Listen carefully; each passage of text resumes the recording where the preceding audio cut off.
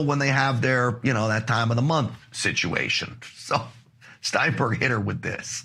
Hi, Congresswoman. You recently participated in a press conference that is advocating for 12 days of paid leave for women who experience menstrual pain. Yeah. I'm just curious, Democrats think that men are women, so would men also be afforded those 12 days off? Why do you ask questions like that? You're a woman. Do you know how hard it's been for women in the workplace? Why do you ask questions like that? Because we want to prove your hypocrisy. If you think a trans dude dressing up as a woman is a woman, then he should get the 12 days off too. I mean, it's like Radar from MASH, right? The whole thing is just a scam. It's unbelievable, these Democrats. That's going to do it for us. Stinchfield's Army rolls. We will see you back here tomorrow, which happens to be Friday. See you then. Thanks for watching.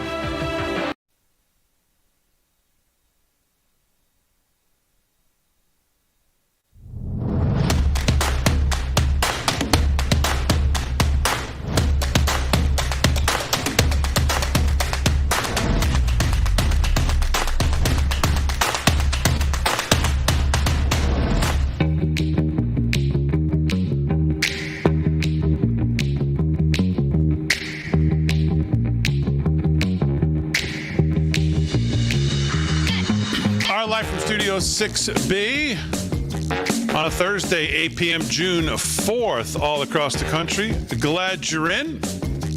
Rick Delgado's here. He's going to do some news.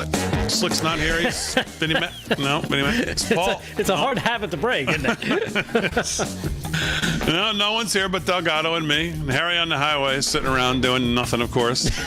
Are you going to answer phones, Harry, or no? No? Oh, Marissa's here, too. Yeah, that's right. Fran's back. I'm all confused. Aaron and Fran are holding it down. Marissa is holding it down as well. Fran, it's good to have you back in the seat. I will let you know Marissa did a fantastic job. I mean, listen, Fran is Fran, but Marissa was, almost seamless, Fran. Good, I'll go away more often. No, we don't want you to do that. But how was your week away? It was excellent. Oh yeah, because you weren't with us. Of course it was. Yeah, I was nice, great weather in a place with no one else around me. I think Fran is my secret. What do they call it? Like crush. Yeah, we have the same way. That's what I want to do. He's like my spirit animal. Like, get me away from everybody. That's what I want. Yeah, but he can't be your spirit animal because he doesn't even want to be around you. Well, no, me most of all, if he doesn't want to be around, of course. Yeah. I get that, but still. Well, good. I'm glad you had a great time. Marissa did a great job, seriously. Yeah. And you know what? Marissa did do an awesome job. Fran, your shoes are very, very tough to fill, but she did an admirable job holding it down for us. Yes, exactly right. So it's good to have you back, and it's good to have Marissa staying on board, and Aaron, of course, doing what she does. Me and Delgado will take you through the night. Maybe we'll take some calls if Harry wants to get off the couch and do something. We'll see. Or no, I just said this. We just went through this. Marissa will take the calls. Harry doesn't need to get off the couch. That means we might actually get more than one or two. We might get more. We might get through more than 10. So, very good. How was your day? My day was good. I did a little shopping, as you know, being a bachelor. Always looking for new stuff to try. I found something cool. I don't know how it tastes just yet, but I'm gonna give it a shot. I'm into seltzer. I don't like to drink regular Coke. Sometimes I drink it once a week Coke's for Pizza terrible Friday. for you. Right, I know. That's why I drink it once a week for Pizza Friday. That's the only time I drink it. Okay. So now I got this thing from Waterloo called it's sparkling water, root beer flavored sparkling water. Mm-hmm. From Waterloo. From Waterloo.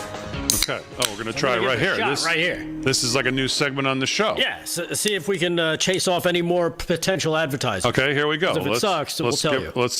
Yeah, we will not hold back here. At least Delgado hopefully won't.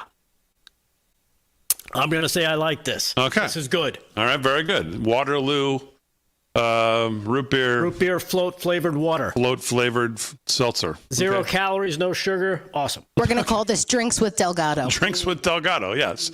So maybe we'll do this every Thursday with the stupid shirt night thing. But no, we don't need to gargle it, you idiot. It's nice. Oh, God. Goes down easy. Making me ill. So 40 minutes past the hour, live from Studio 6B. Good to see all of our friends in the chat. Facebook, Rumble, X, Twitch, Kick, Getter.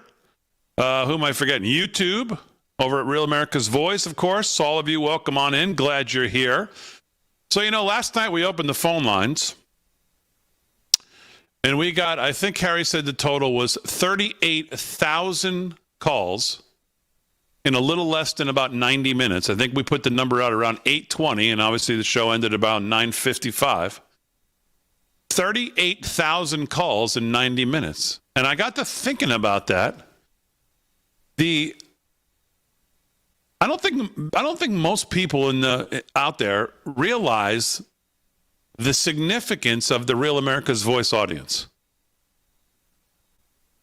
When you think about those numbers, and you think about what Real America's Voice has built, and the reach that they have on traditional, and of course, obviously non-traditional, they've got it covered soup to nuts, A to Z, everywhere. We're reaching people everywhere, on every device, in every way, shape, or form. And yes, I get it. People call twice. Right away, someone's got to tell me. Crap it on your Just right away, negativity. I get that. I get it. People call 50 times. I get it. But to the broader numbers, though, the size of this audience, and I don't mean this meaning this show, but this network is, it's tremendous. It's absolutely tremendous. It continues to grow. And I don't know any place else where you watch these shows, and I know there's other shows doing it now. I like to think of us as kind of the leader of interacting with the audience. We don't take any commercial breaks. We stay live with you during the breaks if we're on socials. It's just, you sit back and look and you think, man, sometimes, because you're doing it and you're going and going. It's 2 hours a night, 5 nights a week. It's a lot of talking. It's a lot of preparation. But then you stop and you think, man, oh, man. There's a lot of people out there. Yeah. Believe me, I come from that world. A lot of my career was done in radio here in New York, Philadelphia, San Francisco, you name it, all over the country. And that's one of the things that you kind of, when you see those phones light up, you're kind of doing something right because people are engaged. They want to connect. And, like you said, I think we do probably the best job of trying to connect with the audience as much as possible through the socials, and just trying to include them because let's face it, we don't just want to sit here and talk.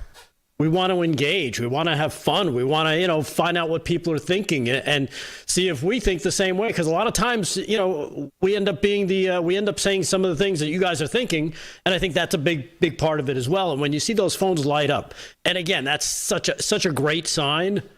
Phones lighting up means, all right, we're doing something right here because people seem to like what we do. Yeah, and every one of you who keeps writing me about the fact that you don't like the fact that I'm taking phone calls makes me endured to doing it every single night even longer. You're going to entrench me right into doing it every single show the more you send me that you don't like it, as if I care. So just keep sending me those emails telling me how long you've been watching, and if I continue to do this, I'm going to lose you as a viewer, and I'm going to continue to do it. Because we like engaging with the audience. We like hearing from you. We like hearing from you on socials. We like now hearing from you on the phone. And as you can tell, Damon likes hearing from you. And if it's negative, he's going to do the opposite. Exactly right. He knows it's going to drive you crazy. Exactly right. It's going to just firm me up even more to do it every single night. You know what's interesting too? When you said the first person times it. Oh, they called like 10 times. Yeah. That's a good thing. If somebody's calling 10 times and can't get through, that means a lot of people are interested, and there's, again, that's a positive sign. So if you can't get through, don't give up. Just realize, hey, there's a lot of people like you out there that, want to engage and want to have some fun as well. Yeah. So I'll tell you the other thing. I was watching some TV today while I was working, and I just have to say, no one likes everything anyone does all the time. And going through all of this, what we talked about, and the president trying to work out this deal with Iran, and there's things, you go shake your head at why are we doing this, why are we doing that. But putting that aside, the one thing the president absolutely 1,000,000% has nailed, amongst a lot of things, but one thing for sure is that he has a bunch of absolute fire blazers who are not going to take any crap from any of these morons on these committees. I watched Scott Bessent today, and I was screaming laughing at how he takes on these morons with this very proper, educated, brilliant, obviously he is, way of absolutely scorching. It's like please call a body bag in because I just witnessed a murder like 6 times today. Absolutely just, you can't make it up. Yeah. And he does it with this look, and just like he just knows he has a dagger. Right. That they are not going to be able to handle it. And he just throws it with the most gentlemanly look of properness, I guess, if that's a word. He scorched this girl today on the World War, who was the president? Yes. World War I. Oh, God. I was jumping up and down. It was so exciting to watch. And Rubio the last couple of days has been the same. He's been fire. But and we've seen it with others who have testified. But he has a bunch of no nonsense. They treat these people the way they absolutely deserve to be treated, which is with absolutely almost zero respect for them. Well, and it's only because, let's face it, he's getting zero respect thrown at him. So he kind of flips it around. I think the one that made me smile the most was the Democratic Senator Wyden, the guy from Oregon. Oh my God! That I tweeted that. I tweeted that out. The chairman actually says to him afterwards, because he was burned so badly. If you listen, he whispers, "Do you want me to proceed?" Yes. Or do you want me to call you an ambulance? Which one?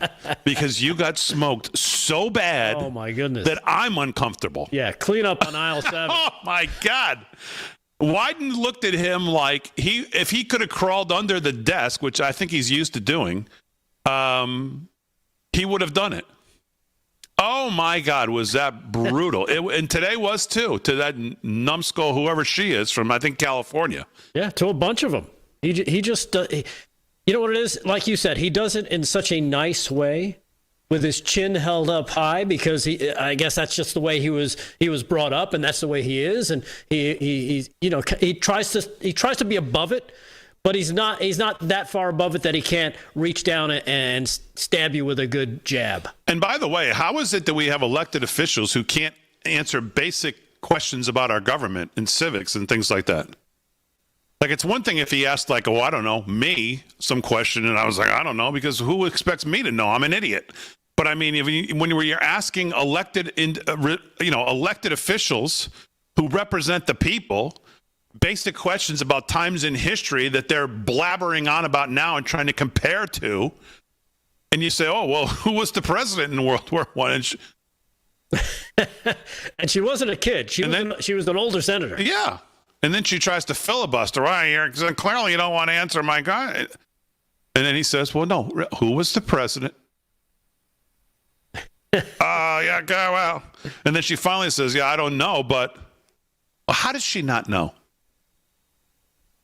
Right, and then he delivers the correlation of why he's asking that question, because of the steps that Wilson took, again, comparing them to the Trump administration. I mean, that's as good as television as you're going to find, man. Scott Bessent testifying in front of Democrats. That's almost pay-per-view level stuff. That's how good it is. All right, just getting started. 13 past the hour, live from Studio 6B. Dave Kane from AMAX going to join us tonight here on the show. Me and Delgado will take you through the night. Lots of news. Maybe we'll even get to some phone calls. Ooh. All right, we're back right after this.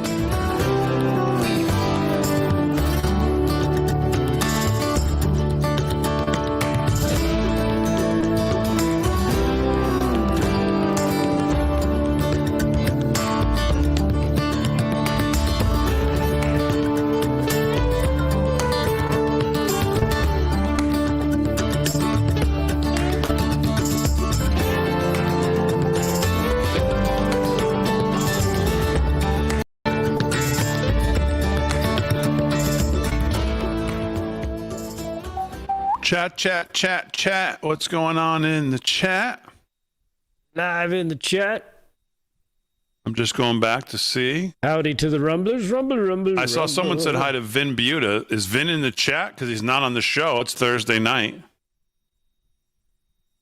John D6307 says, whatever you do, do not play the Vinnie Mac song. Well, how does Vin have time to be in the chat if he doesn't have time to be on the show? He's decompressing, Damon. Is he actually in the chat? He's in the chat decompressing. I'm looking through all of the... I mean, there's so many. I can't get through them all. I'm not sure if he is. Someone said, hi, Vincent C. Buta. I want to go back. Is he actually in the chat, this weasel? Could be. Chrissy Cat, Astro Tech 2, Coral Reef, Hand 8654, Scrubby Sue. Scrubby Sue's my new favorite name. I love Scrubby Sue. Scrubby Sue. Along with Don't Laugh at My Groin. I know. Greta Garbo says he's not in the chat. Chrissy Okay. Cat.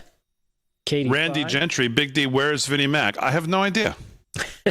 Nobody knows. Nobody knows. He took the week off. He's off being very important. Great Googly Moogly, Deb's Dog, Skeet Man, Milan 43, RD Bull, who called in yesterday. Got through on the phone. RD Bull. The real Mr. J, Ordinary Passenger, Riverbank Trash.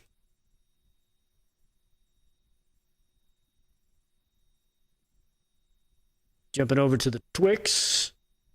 Commander Mike, Tumbleweed Farmer, Leo Kling, Martin Bilson, Nancy Burns, Tumbleweed Farmer, Katz B, She's Appointed. I don't think I've read that one before.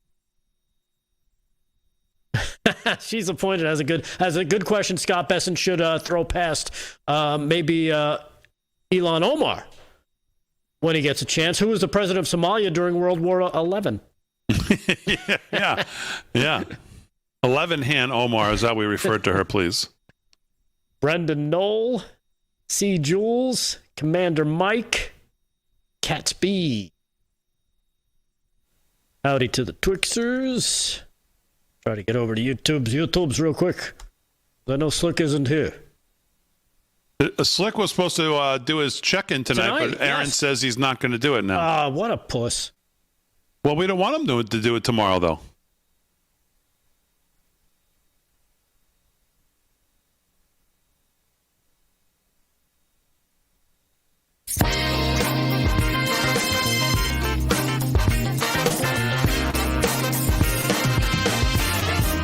All right, live from Studio 6B, 17 past the hour. So Slick is out in Minnesota, of course, for his Prince rendezvous, or whatever the hell they call it. And he was going to do his check-in tonight. Remember when he left Delgado? He said he's going to check in Thursday nights? Thursday night from the ball game. He was going to be at the park watching his... That's what we wanted to see because he's a sports guy. Yep. And, of course, it's Thursday night, so let's go to Slick and his check-in. Aaron, do we have Slick on the line? Oh, no, we don't have Slick on the line because Slick's decided that... No, he doesn't want to do his check-in tonight because he's too busy. No. Well, what's the story? The story, Fred. The story was he didn't have his headphones with him in order to have good sound for us. Thank you, Delgado. Thank you. Thank you. He doesn't need headphones. Otherwise, you were going to hear a whole bunch of noise. Aaron just falls for it. She's just like, oh, whatever. Tomorrow night's fine. It's like whatever you want to do. What do you mean a whole bunch of noise? Thank you. That noise doesn't come from the headphones. Mm-hmm. What is he talking about? Okay, but if he was doing a hit with us on his phone through the speakers, you're going to hear everything around him. He's at events. Nobody's got noise canceling ones. Aaron, I don't know what's happened to you. You're slipping. I'm not slipping. You can't give in like this to these people. Yeah, I'm not giving in to anyone. I told him you got to do a hit tomorrow night. He said yes. I'll have my headphones. But where's he going to be tomorrow night? He's not going to be at the game. I don't know. He's going to be in Prince Land. That's what we want to see anyway. And then he's going to say, "Oh, they didn't have good Wi-Fi. I couldn't get a connection. I was too busy dancing. Everybody brought me up on stage. Yeah, everybody knows me. We wanted to see him at the game while his Cincinnati Reds are losing or whatever game he's going to be at. Well, I can always ask him to take a video, and we can play it when he comes on tomorrow. We want the pain of seeing him and his team suffer. Yeah. We're going to see that anyway, even when he comes back. Mm. All right. Well, Aaron's fine with it, so I guess I'm fine with it. Delgado, what do you say? I got no choice. All right. Very good. Thank you. All right. Slick will be on. Slick will be on tomorrow night. Let's get into some headlines. I guess I'll start. So I was going to do a first word tonight. I'm not going to do it because I don't know. We can't get anything to work around here. But I do want to touch on it because I was listening to the great one driving home last night, Mark Levin, on tape delay because we don't end till 10. We're on from 8 to 10. He's on from 6 to 9. And then I also saw this article in Breitbart. And Levin said something last night while I was driving home that kind of stuck with me. He said the Democrat Party isn't a political party anymore. It's a vessel, a gleaming radical Trojan horse through which Islamists and Marxists are methodically seizing control of the United States government. And then he said they don't even waste their time running in Republican primaries because they know they'd get crushed. So instead, they zero in on these deep blue, safe Democrat districts where the fix is already in. They win the primary, and boom, there you go, they're in. So my first word was on this Tuesday night election in New Jersey, the 12th Congressional District, which is a district that he, just fell to this nonsense. This Adam Homaway, endorsed by the Squad and endorsed by the Democrat Socialists of America. That's always, big badge you want to wear of honor on your sleeve. He won the Democratic primary to replace Bonnie Watson Coleman. And this is a guy whose resume should set off just about every national security alarm bell in Washington. But the Democrats, of course, treat him like it's just business as usual. So, I guess if we're going to start with the good, this Homaway is an Iraq war veteran who saved Senator Tammy Duckworth's life. Okay, bravo to that. And that's where it ends. Because since then, here's what he's done. He's volunteered with the Benevolence International Foundation in Bosnia back in 1994. The 9/11 Commission report called that outfit part of a, quote, impressive array of offices that covertly funneled money in support to Osama bin Laden's terror network. Court filings said al-Qaeda used it as a front to establish bases in Europe aimed directly at the United States, their true enemy. Homaway has deep ties, this is the part that's just unbelievable, to the blind sheikh, who, of course, is the mastermind of the 1993 World Trade Center bombing. This guy served as a defense witness and character witness for the sheikh at trial. He was an interpreter for him. He traveled with him. And now this guy's about to be sworn into the United States Congress from New Jersey. The Squad loves him. He rails against Israel, of course. He volunteered in Gaza, of course. His campaign calls, of course, any questioning of his past absurd and bigoted because, well, that's the playbook for the Democrats. Smear anybody who notices any kind of a pattern and pattern him as a bigot. And it's not isolated, folks. We've talked about what's happening in New York City, where low overall turnout handed the mayor's office to Mondami. And again, you look at that vote. Muslims turned out 93%, voting 97% as a bloc. The rest of the city barely hit 40% in that election.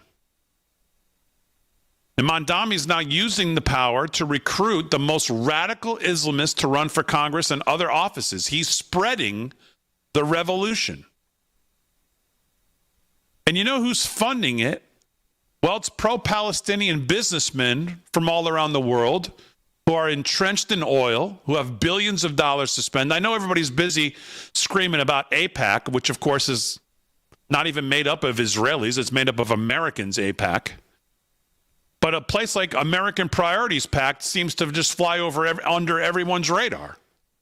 A guy like this, pro-Palestinian businessman, and they boost these Squad-style Mondami style, like this guy in Jersey, who obviously openly hate and are anti-Israel, and they're extremely soft on all these terror groups. And this guy's linked to them. They're building anti-Semitic clusters of candidates. It's coordinated and strategic. The Islamists provide the shock troops and the block voting. The Marxists provide the ideology and the infrastructure inside the Democrat Party. Together, they're turning safe blue seats into launching pads for this takeover. Levin is right. I listened to him last night. This is how republics are lost. Not with tanks in the streets, but with primaries like this one in New Jersey. A guy with Hamaway's baggage sails through because the Democrat machine doesn't care. They want power more than they want American security. We've talked about this the last couple nights. Mm-hmm. And then he said this: if this guy actually gets sworn in, Republicans better have the spine to move for expulsion immediately. I'm not holding my breath for that. But could you imagine this guy with ties to the sheikh, with access to classified briefings, a committee seats on the, who knows, the Intel committee? Yeah, you would think, yeah, what? I was going to say, my thinking is just looking at some of it, just a scratching at his background is enough to say you're not going to pass a background check for that you would need to pass to see some of this stuff. You're just not going to get it. I mean, you would think there has to be some basic standards for the people's house that still have to stand. And I don't know how this guy, if you're a character witness for the guy who tried to blow up the 1993 bombing of the World Trade Center, and then his friends, of course, accomplished it in 2001, how can you be seated in the people's house of Congress? I don't care what state put you there. Yeah. And how insane they are. And then we would pay him. But all they're going to point to is his Iraq service, which, okay, bravo. Saving Tammy Duckworth, bravo. But everything else? I mean, doesn't that need to be treated with the seriousness of all the other stuff? I mean, this is crazy. The Democrats. 26 past the hour, live from Studio 6B. We'll get into some news with Delgado when we get back right after this.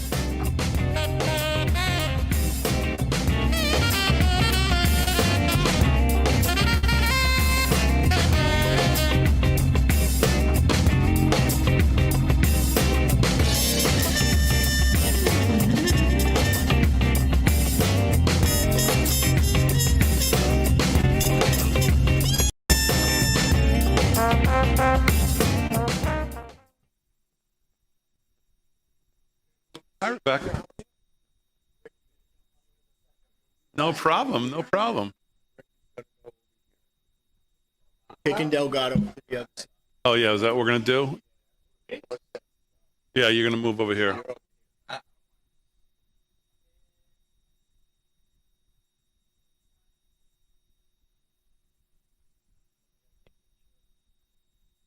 Special. Delgado, you got to move, though, because you got 225 to get framed up. So Somebody should have told. You change your chair.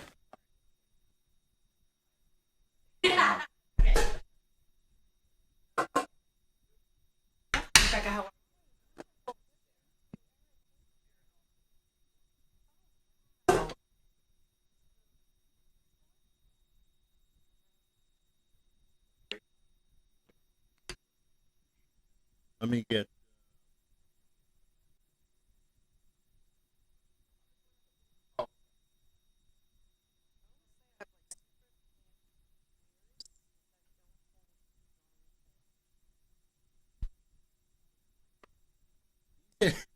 You don't want to know.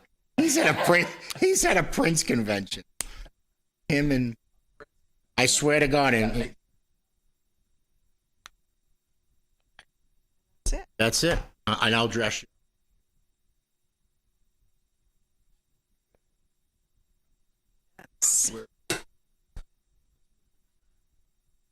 And if I want, I mean, I know I don't have to.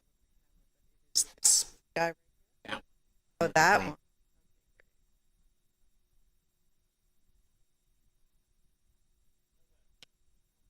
Thank you. Okay. So I should be able to hear you. But I can hear you.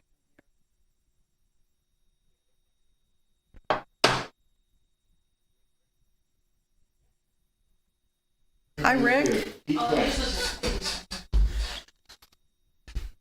30 seconds. Thank you.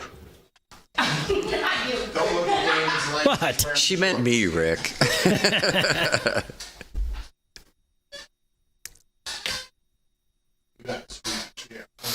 I know.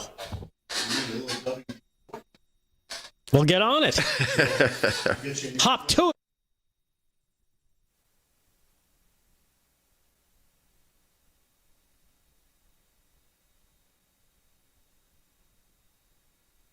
Let's go! Rav family, it's time to stand up and fight back. We have to be tough. Join fellow patriots at the America First Warehouse for AMAC's Boot Camp for Patriots. Yes, sir! An incredible 2-day event designed to teach you how policy gets implemented, how grassroots movements create change, and how you can help shape the future of America. Proud and free and standing tall. On June 19th, don't miss Real America's Voice live, on site with a special taping of Live from Studio 6B, The Freedom Truck, live music and barbecue. And on June 20th, it's Vendor Village, followed by AMAC's Boot Camp for Patriots live event. Tickets are limited and going fast. Scan the QR code now and reserve your spot today. 2 days of training, fellowship, and action brought to you by AMAC. Get your tickets now before they're gone.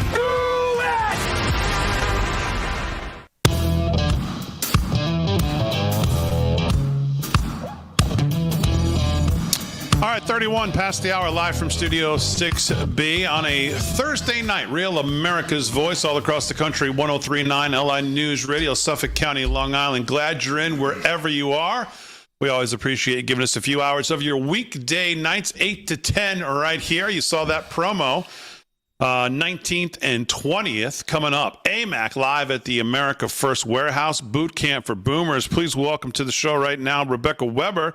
She's the Chief Executive Officer, and Dave Kane, the Chief Technology Officer over here from AMAC. Guys, welcome to the show. How are you?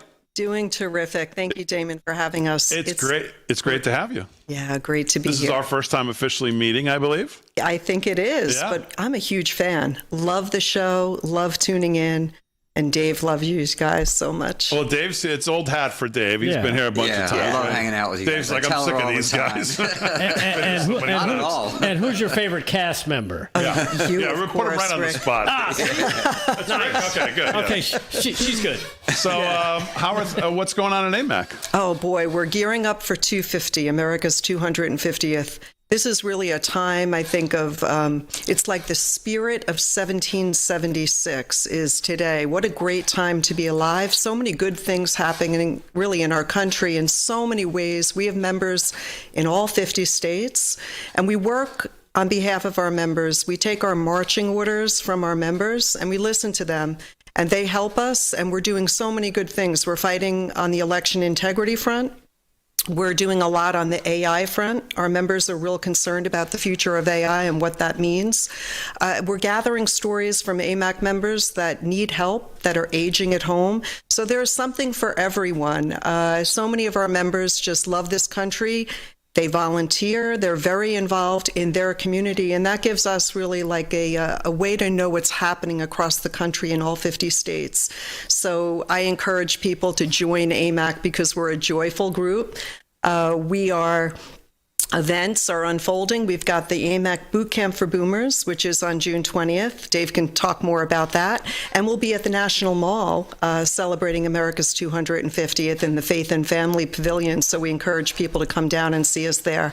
But it's a great way to get involved. Like if you love America and you want to be part of a community that really cares about, not that we're old-fashioned. We just love this country and believe in traditional American values like the family, very important. defending our God-given rights. And I think that's where all the joy comes from. We can't let the leftists steal that from us. Yeah. You know, and it's all good points, and it's an interesting time because I usually do an opening monologue on the show, and tonight was about this election that we just had in New Jersey, and this guy being elected in, and obviously very blue New Jersey that has ties to the sheikh who was responsible for the 1993 bombing of the World Trade Center. And I bring that up just to make the point of, as you said, we're living in a time as we head towards 250 where the split between the two parties and what we believe continues to grow wider and wider and wider. As you described, traditional family values, the nuclear family, love of country, all of those things. Meanwhile, you see the other party in this country seemingly really disliking, if not outwardly hating the country more, making it known they hate the country, electing people who hate the country, going around apologizing for the country, as the president did from 2008 to 2016. So the divide between the parties and I think the people is getting greater as well as we head towards this monumental, anniversary. It sure is. And we have to be reminded that there are things that are truly worth fighting for and worth standing up for and speaking out. I'd like to believe that there are a lot of people that vote Democrat that are good people. But when you look at what happened, for example, with the Save America Act, a brilliant bill, or the One Big Beautiful Bill, let's take the Save America Act. Not a single Democrat supported that. Yeah. To my knowledge. And it passed failed the House today, by the way, again, to That's get attached. correct. Yeah. The One Big Beautiful Bill, a bill that really helped the middle class. No tax on tips, child tax credits, no tax on Social Security for average earners. These are all great things aimed at helping people. But when you have a group of people that just hate anything that comes out of Donald Trump's mouth, which is really a shame. I say he will go down as the best president, certainly in my lifetime, but I think 100 years from now, people will look back and say, if not for Donald J. Trump, what would the nation truly look like? That's a very fair question. Yep. Truly believe that. So I think people need to don't be despaired. Don't think that it's the end. This country has been through so much before over the last 250 years, and we've always come out. So I believe that the spirit of 1776 is alive today. It's absolutely alive in AMAC members. And when you join AMAC, you're going to save 10 times over the $17 annual membership fee. You're going to get a magazine delivered right to your mailbox. You're going to participate with a community that is like you. And not all of us agree on everything, but boy, what a great platform for you to share your voice. And then we can help you. We can bring you resources, education, training. We're doing so much on the grassroots, really trying to help people, provide them with resources. We've got to band together, support one another, and stay positive. But I think, Damon, what's really missing in the culture of America today is sort of an idea of worshiping ourselves, or not really understanding that truly life is a gift from God. Everyone, all are created equal, and that the idea of America is brilliant, and we're still the greatest country in the world. Yeah. Live from Studio 6B, we're speaking with Rebecca Weber. She's the Chief Executive Officer at AMAC, and Dave Kane's here as well. He's the Chief Technology Officer. You can go to amac.us/RAV, amac.us/RAV. Make sure you sign up and become a member. They're doing great work. I tell you every night. I think when I talk about AMAC, you do a lot of the reads and sponsors and stuff, but when you talk about AMAC, I think I tell you every night. I genuinely encourage you to join. They are great people. They are doing great work. And it's more than just, like Rebecca said, what you get signed. The AMAC Newsline, we talk about the articles all the time on the show. They are truly doing great work. And they've got a big event coming up June 19th and 20th. 19th happens to fall on a Friday, and that's where we're going to be involved, back over at the America First Warehouse to do the show live 8 to 10 on Friday night. Dave, how's it going for the 19th and 20th? Big event, boot camp for boomers is coming up. Yeah, it's going great. Thank you for asking. I just finished up the final run of show. It's looking great. We have all these vendors. I just added 4 today. There's a lot of people wanting to come down, so the vendor village is really shaping up. We have 20 plus vendors from all over Long Island selling some of them sell patriotic stuff, some dog treats and dog stuff, but they're all local vendors. And as you know, it's really important to support our local vendors and communities and stuff like that. But tickets are going, so I recommend you get yours soon, or we did sell out last time we were at America's First Warehouse. Oh, I mean, it's going to sell out this time as well. Where do they go to get tickets if they haven't got them already? Yeah, amac.us/bootcamp. And if you want to check out all of AMAC's 250 events, amac.us/250. The boot camp's there too, but you can see all the other events we have planned. I mean, if you're in this area, I absolutely demand that you get a ticket to go. It's not it's not excusable for you not to be there. We will be there Friday. I mean, I'm probably going to be there all day Saturday too, because I just want to go to the event. I mean, I want to heckle Vin, too, but I don't want to embarrass. I was speaking to him today and said, you're in trouble. Embarrass Rebecca and Dave by standing in the front row doing this to Vin, so I probably won't do that. But I'm going to bring a straw with some a good amount of napkins so I can just keep spitballing while he's up there trying to be a keynote speaker. But all seriousness, you've got a great group of speakers. Yes, we do. Yeah, we have Phil Klein, who spoke at our last one at Patrick Henry College, and he's a real fiery speaker. He's great. Yeah, he's been on the show. We have this gentleman, Michael Maybach, who is a fellow member of ours in an organization that we belong to, and he's a very historical type speaker, and he's doing, I believe, for his solo speeches, the path to the Declaration of Independence through Thomas Jefferson, which is great. That's cool. Yeah. And don't forget the Freedom Truck. So we've got the White House Freedom Truck. That's correct. And this is great That's for a good kids. A family should come down because it's a great opportunity to walk through that museum, which I think kids are going to love. I know I love that kind of stuff. The vendor village, as Dave mentioned, and then just hearing from people about the spirit of America, about our founding documents, about what America, the history, where we are today, and hope for the future. I know AMAC will be around 200 years from now because I believe in the people of America. There are so many people that love this country. You folks do an amazing job. And we just want to excite people and give people an opportunity to see how much hope there is. Yeah. In the promo we ran, it said something about the fact that, people will come down to that weekend, and a lot of it will kind of be like maybe behind the scenes of how policy is kind of made. And I guess from your guys' perspective, obviously being involved and advocating for policy, your view on it is probably unique from many others. So what will people learn when they come down? So we have a panel. This is the first time we've been doing this. Typically, we hold an election integrity panel. And because we wanted to have it through a lens of 250 years, the speakers and the panels are going to talk about, so for election integrity, it's going to go through 250 years of self-governance. They'll be speaking on the genius of the Electoral College and the importance of it. We have a Second Amendment one where we're going to talk about why it was created and why it's important to us. And then fast forward to today, specifically in New York, what the gun laws and what Hochul's trying to do. Just the other day, she banned Glock sales. You know what I mean? So it's going to be like that. We also have an immigration panel. Ben Berquam, who we all know and love, he's going to be on that. And while it's not going to be like previous panels where, we have a problem at the southern border because President Trump and this administration closed the border, but we're still dealing with the fallout. So there'll be panels on that. And then we have a panel, our AMAC Action, that's our advocacy wing of AMAC. They're going to teach you how to get involved in your local grassroots type situations, committeemen, school board elections, things like that, poll watchers, all that kind of stuff, how you can get involved. Yeah. So.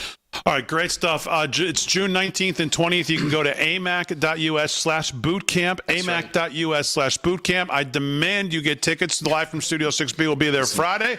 I'll be down there. Most of us will probably be down there all day Saturday as well, hanging out, watching the festivities. It's going to be a great weekend, especially if you're in this area. If you're listening to us on 103.9 LI News Radio, you all know where the America First Warehouse is. We demand to see you over there on the 19th for Live from Studio 6B, 8 to 10, and then stay for Saturday the 20th. It's great having you guys here. Thank you so much. Thank you. Always a pleasure. Thank you, guys. All right, we're back live from Studio 6B on a Thursday night right after this.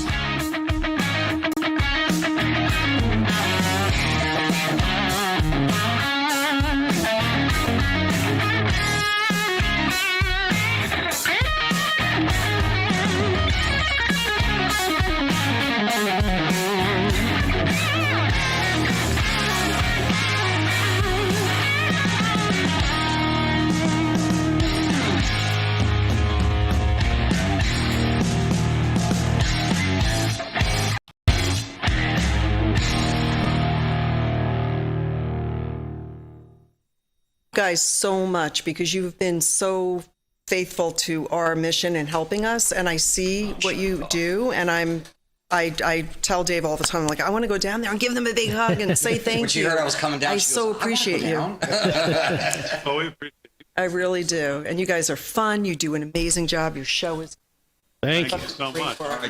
huge fans. Yeah, looking forward to it. Yeah, it'll be great. If there's ever anything we do, let us know. Thank you so much. Thanks, guys. Oh, the phone lines are open? Okay.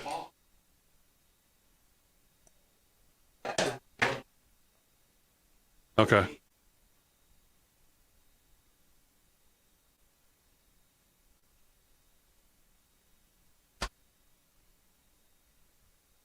You were probably...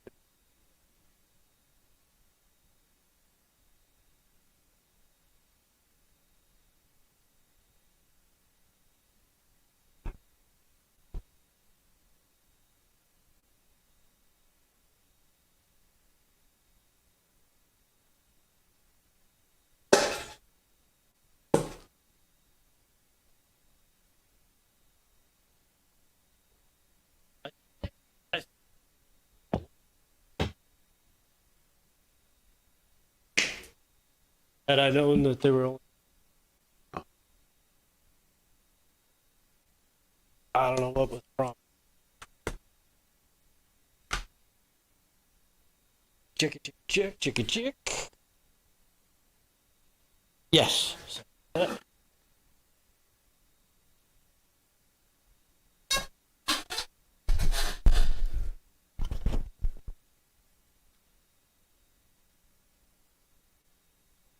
Yeah, you did awesome. That's because you're Aaron. Thanks.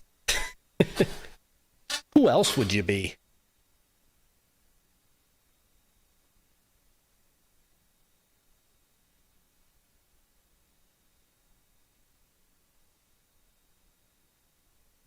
All right, I got one more thing, Delgado, I just want to touch on. Yep.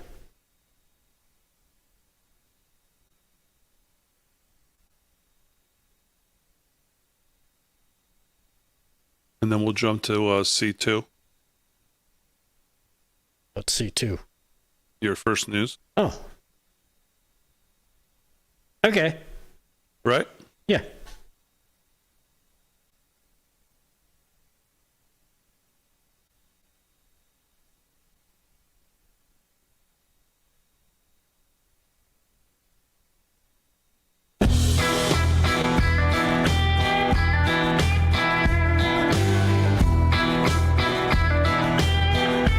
To the hour, live from Studio 6B on a Thursday night. It's great to have Rebecca Weber and Dave Kane in the studio from amac.us/RAV. Yeah, and amac.us/bootcamp. I'm her favorite. Well, to go to the 19th and 20th, which we will be there on the 19th and the 20th, most of us, I would suspect. Yeah, I was actually going to take that Friday off because I was going to go somewhere and change my plans because I'm like, I don't want to miss this because it's going to be a great weekend. It's going to be a big weekend. Great weekend. Be a lot of people there from Real America's Voice. The great Ben Berkwam will be there, and we'll be there. And I'm going to go back on Saturday, which, I mean, for me is...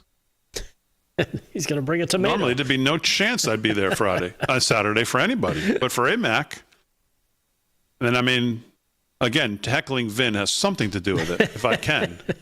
It's really just all about you, isn't it? Yeah, of course. So just so you know, the Republicans tonight tried to attach the Save America Act to the budget reconciliation bill that they're putting together. Of course, I've been screaming the fact that did they remember that they can actually do reconciliation again? I don't know why they thought they could only do one bill. So here they are now finally deciding to do another one. And they tried to attach the Save America Act to it, and, well, it failed. Why did it fail, Damon? 50-48. It failed because every Democrat voted no, because we know, as we just talked about with Rebecca Weber, they hate the country, and they need to be able to cheat in the elections, obviously, or they could never win. But also it failed because we have the likes of, and you can take a guess at the four people I'm going to name. Do you want to take a guess, actually, Delgado? Just take a guess at the four Republicans who voted no. Wild guess. I would say the frozen turtle, of course, Mitch McConnell. Of course. He's one definitely for going to one. be in there. I'm going to say Lisa Murkowski. 2 for 2. I'm going to say Susan Collins. 3 for 3. And John Thune. John Cornyn. Nope. This one's a little harder because he also is leaving like Cornyn, but he's from North Carolina. His name escapes me. Tom Tillis. That D-bag. Those 4 voted with the Democrats. So the motion fails 50-48. On the Save America Act, which has about 85% approval from the American people of both sides of the aisle. Yeah. Collins, McConnell, Murkowski, Tillis, not good enough. This is the Republican Party. Even if it had 100%, they would still vote against it because guess what? TDS. That's right. President Trump came up with it. Trump's it's one of key his policies. legislative priority. That's correct. Right. That's and exactly so they right. cannot have that. Yep. That's where we're at. I had one other thing I wanted to cover before we get to Delgado's news, and that's just to put the kind of final bow on what we've been talking about with these elections and this guy in New Jersey. And I'm not going to go through the whole thing, but just it's on our social media. Article today by Joseph Ford Cotto in the American Thinker. Recent polling conducted by the venerable Harris Organization for Harvard University has revealed that almost 40% of Democrats in this country support Hamas over Israel. 40% of Democrats, let me say it again, support Hamas over Israel.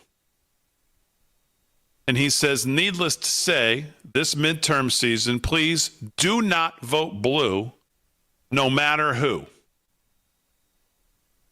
And I'm not going to go through the whole thing because I want to get to Delgado's news. It's on our social media now, but it's stunning. If you want to see, again, exactly what Levin's talking about, exactly why this is coordinated, and exactly the results of what's going on in the classrooms around this country, colleges and universities around this country, in the mainstream media around this country, and now is finding our way into elections, go read it. All right, let's do some news with Delgado, live from Studio 6B. What's going on? All right, Damon. Well, a story I wanted to get to yesterday, but I'm glad I did not, because as I found an extra clip that we can attach to the story, talking about President Trump and his exclusive interview with Pod Force One host Miranda Devine, where he called Israeli Prime Minister Benjamin Netanyahu effing crazy during a Monday phone call. I know when we kind of saw that news breaking when it happened, we weren't sure, because it was an unnamed source. But it looks like the president was, he kind of confirmed it. He said he was a little bit perturbed at the constant fighting with Lebanon and the attacks that have imperiled U.S.-Iran peace talks due to Tehran's insistence that Israel stop targeting Hezbollah and make sure that they cease that before any deal can be reached that would help open the Strait of Hormuz and dismantle Iran's nuclear program. Here is the president, and again, he's with Miranda Devine here. Cut number 2, talking about what went down with Netanyahu. Cut number 2, check this out. Axios reported that you had a phone call with Bibi Netanyahu, the Prime Minister of Israel, in which you were angry with him. You said, "Are you effing crazy? What are you effing doing? I helped you stay out of jail." Is that true? Did you speak to him in those terms? I did. I wouldn't say angry. I was a little bit perturbed at his constantly fighting with Lebanon. At some point I said, Bibi, we got to stop this. We got to stop it. But I have a very good relationship. We've done well together. He always says, we could never have done it, but everybody knows that we could have never done it without the United States. But I've worked very well together. I like Bibi a lot. Yeah, so there he is confirming, of course, the throwdown verbally that Axios first reported on Monday. Yeah. Here's Bibi Netanyahu. I love that, by the way. I make absolutely nothing of this. Nothing of this. And exactly what the president says. Right. Yeah, that's the way I talk to him. Yeah, exactly. You could hear it. The media wants you to think it's some ooh. Right. But you could hear how that would go down like that. Here is Netanyahu responding when asked about the phone call where this went down. Cut 3. So let's talk about the call that you had with him this week, which is getting a lot of attention. The president confirmed that he said you're effing crazy. How did you react to that? What really happened in that call? Well, I'm not going to get into details of our conversations. We've had thousands, well, a lot of them. And if you think this is a crisis, you should be in some other conversations. So we have common goals. Sometimes we have, as in the best of families, you have these tactical disagreements. We always find a way to work them out, and we do so as great friends. We can disagree in the morning, and by the afternoon we have we're common action. So I was going to... Yeah, so there he is. Exactly the same thing. But the reason why I made sure to make sure that this was included in tonight's news, Damon, is because, well, the Baby News Network recreated the phone call. Between President Trump and Bibi Netanyahu. I don't know if you wanted to introduce it because I know you love them. It's cut number 4. No, I'll let you do it. All right. I didn't even know about this. Yeah, so. Baby News Network recreated that phone call for you to hear. Here it is, cut number 4. Check this out. Bibi, what are you doing? I'm trying to make a deal with Iran and you're about to bomb Beirut? I didn't approve this. Nobody approved this. Turn the troops around right now. Donald Hezbollah is shooting at us. We have every right. Turn them around. I'm not asking, Bibi. I'm perturbed. You know what perturbed means? It means the next phone call isn't friendly. We're turning them around. Good. Now call Hezbollah and tell them to stop shooting. You want me to call Hezbollah? I already called them. They agreed. You agreed. Everybody agreed because I made one phone call from a golf cart on a Saturday. You negotiated a ceasefire from a golf cart? Bibi, I've done bigger deals from worse locations. I once closed a trade deal from a bathroom in Mar-a-Lago. The location doesn't matter. The voice matters. And this voice just stopped a war between the 7th and 8th hole. Very efficient. Nobody's ever done that. Now, let me finish my round, would you? So there you have it. Recreated. That's pretty good, our friends from the Baby News Network. All right, wow, that's a quick that's a quick wrap on hour 1. I love those guys. Hour 2 coming up. We'll take some of your calls right after this.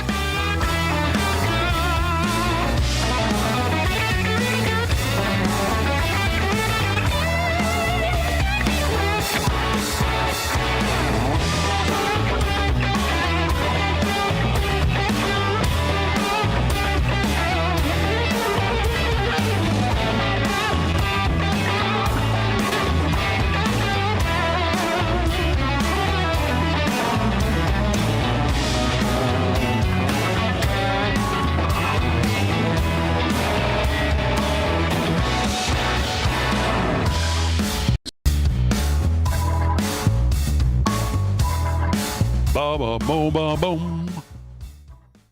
Oh. That's right. We're not doing that. Hey.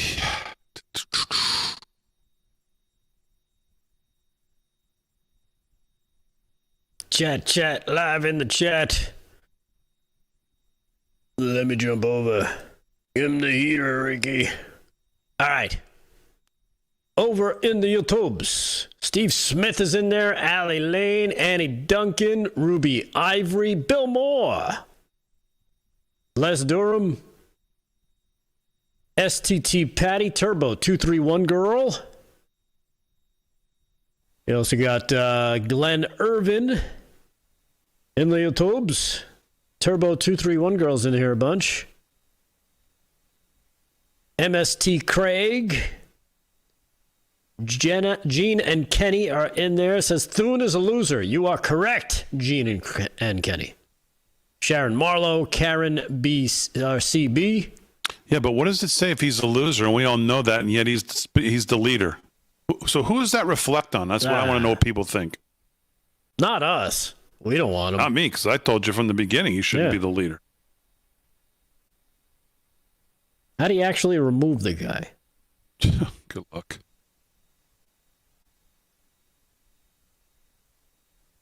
Panhandle Paul is in there.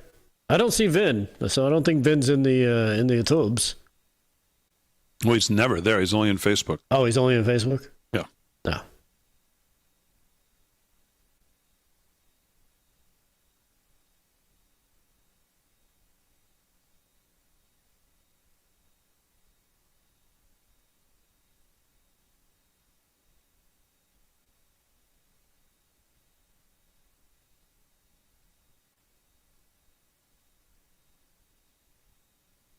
Or is the Facebook? There's the Facebook. Here we go. Jet.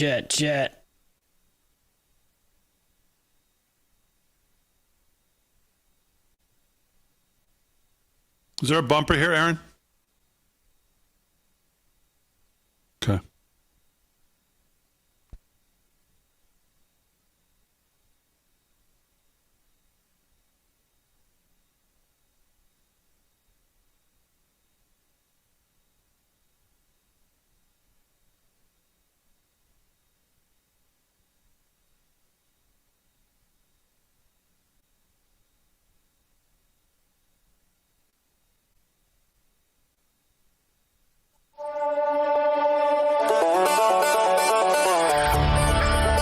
America's Music is turning it up with Natasha Owen's brand new song, TDS. 'Cause you got that TDS.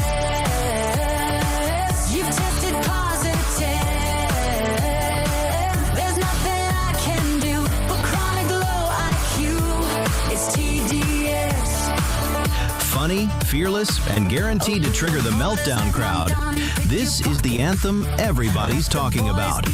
Scan the QR code right now or search TDS by Natasha Owens on iTunes and pre-save it today.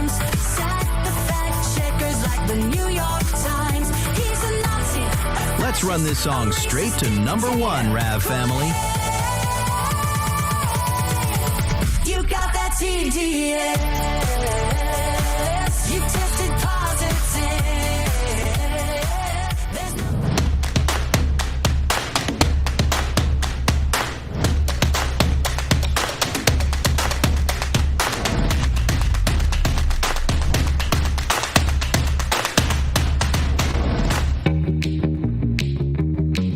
If your TV sounds funny in the evening, you're watching live from Studio 6B on Real America's Voice. Hey.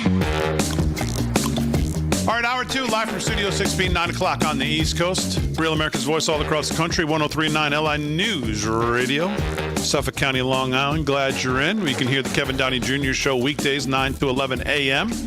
Kevin Downey Jr. will join us tomorrow night right back here on the show as well. Rick Delgado's here. We're going to get back to the main headlines. I got a couple of things. Aaron, Fran, and Marissa holding it down as always on the Thursday night. You just saw that bumper for TDS. That, of course, is the new single for Natasha Owens featuring Alex Stein. It releases tonight at midnight. Please welcome the live from Studio 6B, Natasha Owens. Natasha, welcome back to the show. How are you? I'm wonderful. How are you guys? Very good. Well, you must be excited. It releases tonight at midnight. We want everybody to go download it right away. Shoot it right to #1. Tell us about the inspiration behind this song. Well, TDS has been a term that our side has used for a long time now, and we just thought it would be fun and it would give you a lot of laughs, but also call out the left.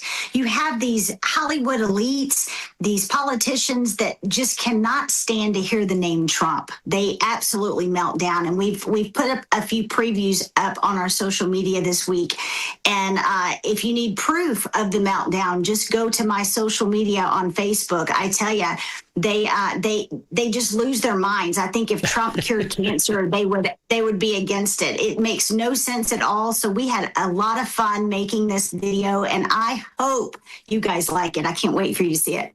Well, we saw a little bit of it in the promo. Obviously, you got some pretty good shots there of Ellen DeGeneres and Mark Ruffalo and a bunch of others there. I'm assuming they all didn't show up for the on set for the shoot. So tell us a little bit about.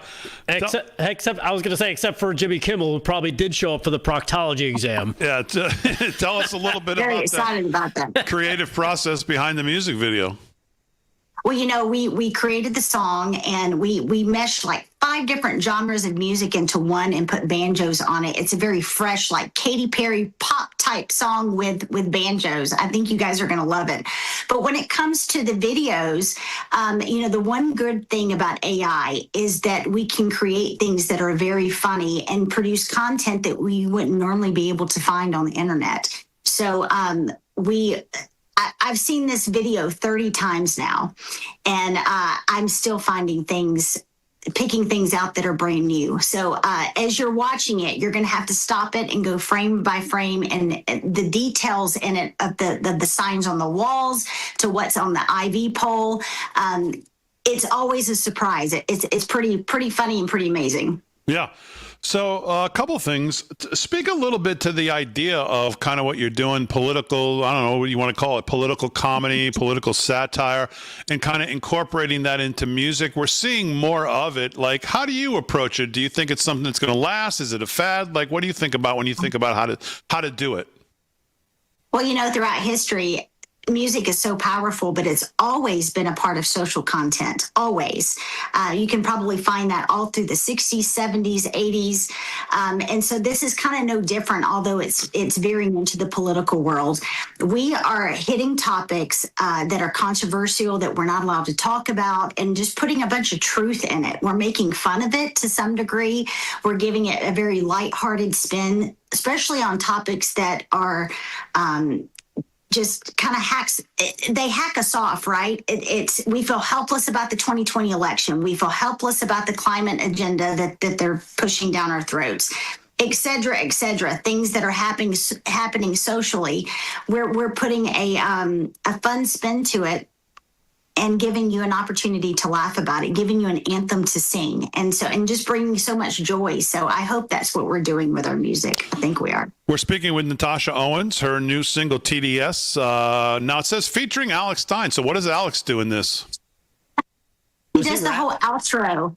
No, he doesn't rap in this one. He does the outro. So at the very end of it, it gives symptoms of TDS. And so we have him in the video as the pharmacist, of course, doling out the medicine in the libtard hospital. But it's pretty funny, that the symptoms, just like it would be a pharmaceutical commercial. It releases tonight at midnight. Again, we want you to go to your favorite streaming platform. And again, streaming, it's fine. But what we want you to do is download it. So download TDS. You can start at midnight tonight. It releases, and it's going to be great. So what's the audience reaction of the clips you've put out so far? What's the audience reaction been? Well, our side is absolutely loving it. It's an earworm, and it's so much fun. You just want to dance with. The other side is absolutely losing their mind and melting down. So when they see the full video come out at midnight, there's going to be a massive explosion. I know. It's pretty funny to watch how they react. I've just been responding to every single one of them and telling them, you know what, you've been a part of this experiment, and you're just proving me right by the comments that you're posting. Yeah, and it would seem this song kind of lends itself to probably great merch, and I know you're doing a merch rollout. Tell us about that.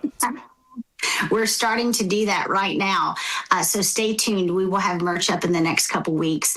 What I do have new on my website right now is our Bruce Springsteen hat. It says United States versus Bruce Springsteen. So it has to do with our Boss song that we put out a couple months ago.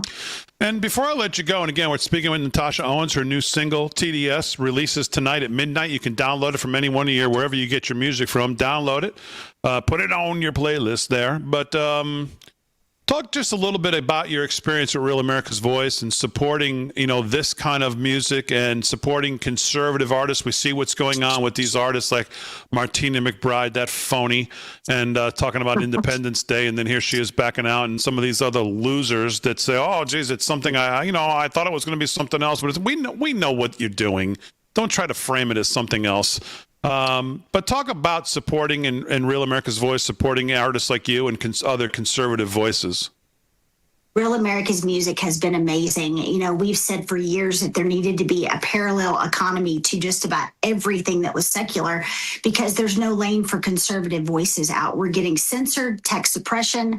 And so it has been a complete game changer. You've given our voice back. When a conservative artist like me puts out this type of music, it's hard to get it out to the audience that it was intended for because of all the suppression, all of the glitches they call on social media. It's rejected for the content always. So when a song like mine makes it to the top of the chart, it takes so much more. I'm not even allowed to advertise on social media. So for Real America's Music to take an artist like me and get these songs out to the proper audience, which is you guys. It's made such a difference. Everything that we've done so far with Rav Music has gone #1. And we expect this one to do as well. So I just appreciate your support, and just keep that in mind. Share it to everybody. Get this thing to #1. It really is a culture war that we are winning. And it sets a huge statement to the other artists, the secular music, to the record labels of what we're doing and what we're accomplishing. It's pretty, we're making history at the moment, and you're a part of it. And I appreciate it. That's Natasha Owens, her new single, TDS. I think it's pretty obvious. You can figure it out from there what the song's about. Featuring Alex Stein 99, releases tonight at midnight. You can download it from all your favorite music, wherever you get your music, wherever you download your music, stream your music. And again, streaming, it's fine. But let's get those downloads starting at midnight tonight. We'll send it to #1. Natasha, best of luck with the song tonight as it releases at midnight. It's exciting. And thanks for joining us here. Thank you so much. All right, Natasha Owens, Real America's Music, TDS, releases tonight at midnight. You can download it from all your favorite streaming platforms. Let's get back to some headlines. We got a ton of them to do. Yes. Rick Delgado, what's going on? Well, speaking of TDS, this guy was a major sufferer of TDS. John Bolton. Remember him? Mr. Mustache? Well, he and his mustache have decided to plead guilty to retaining classified information, according to John Solomon's Just the News. The FBI searched Bolton's home back in August of last year. The investigation actually began under the Biden administration, and then they shut it down. But former National Security John Bolton's going to plead guilty to something that he shouldn't have had, because, let's face it, he didn't have the clearance to have these classified documents at his home, which he used to help put together a book. So let's just take a little trip down memory lane and recall what John Bolton may have said about people who retain this type of information. Cut 5. Check this out. You know, Republicans used to believe that not prosecuting criminals led to more crime. The answer here is take the politics out of the decision, and in this case, proceed with the prosecution and do the same for anybody else who does anything even remotely like it. Just read the indictment and ask yourself, if the government can prove what they allege here, shouldn't this man go to jail? The simple fact he had the documents for any reason or no reason should subject him to prosecution. Yeah, that's the way he felt about President Trump having classified documents down in Mar-a-Lago, even though he was the president and he declassified them before he left. But it didn't matter because John Bolton was pushing the narrative that these are classified documents and he doesn't deserve to have them. The Justice Department sued Bolton in 2020 over his memoir and the alleged failure to conduct a pre-publication check for classified information, though it dropped the matter the following year. But they, of course, followed up, and now he is... what do you call it? He is saying he's pleading because he knows that the indictment was devastating, as people have described it who know what they're talking about. Yeah, here's more on his TDS, cut number 6, and what he had to say about President Trump, cut 6. Read the indictment, which I don't think many people have done. It's really a masterful piece of work, in my view. It is devastating, and it really should be the end of Trump's political career, let alone the beginning of his jail time. Ultimately, I think people will see this behavior by Trump was a serious threat to national security. Speaking of national security, that guy's going to jail. Hopefully, I hope him and his mustache have to take group showers. All right, 12 minutes past the hour, live from Studio 6B. We will get to the phones next. Maybe for the rest of the show, we'll rack them and stack them here, live from Studio 6B, right after this.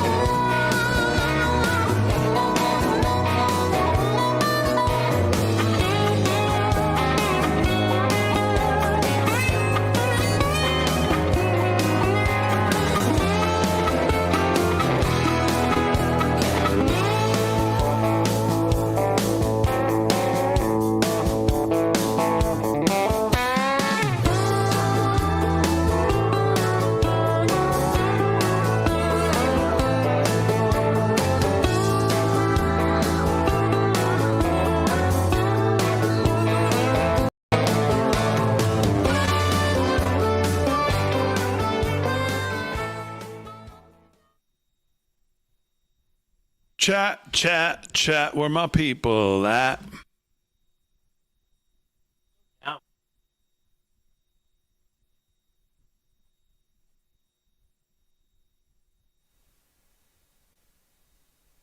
Larry Lloyd on Facebook, Delgado, I hope to hear some UFO stories tonight without the first grade extremely repetitive and annoying sound effect. Please take advantage of this night. I love the sound effect. We're going to do more of it. If I could do it, I would do it, but Slick's not here. Nancy Burns, hello.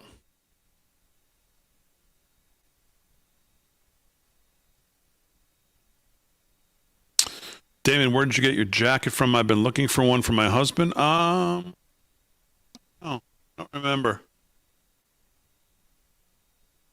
I have to look, but I don't want to take it off. I'm freezing. Why all of a sudden are we taking calls? You never used to do this before. Yes.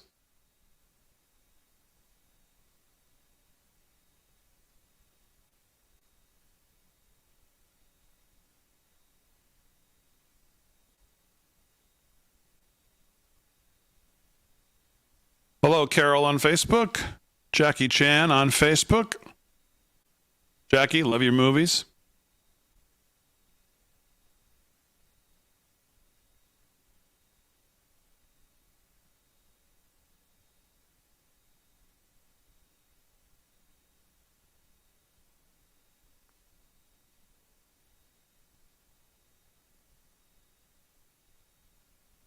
Ba, ba, ba, ba, ba. Ba, ba, ba, ba, ba.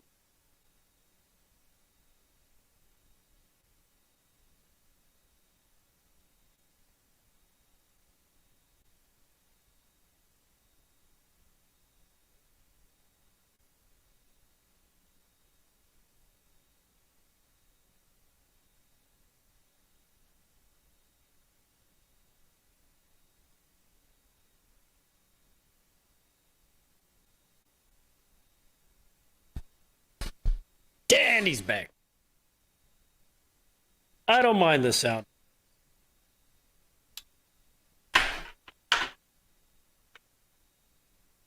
Slick enjoys doing it. Delgado's getting snacks, someone said. Is that true? Oh, I'm getting What batteries. were you doing? My batteries suck. Well, why would you go out there?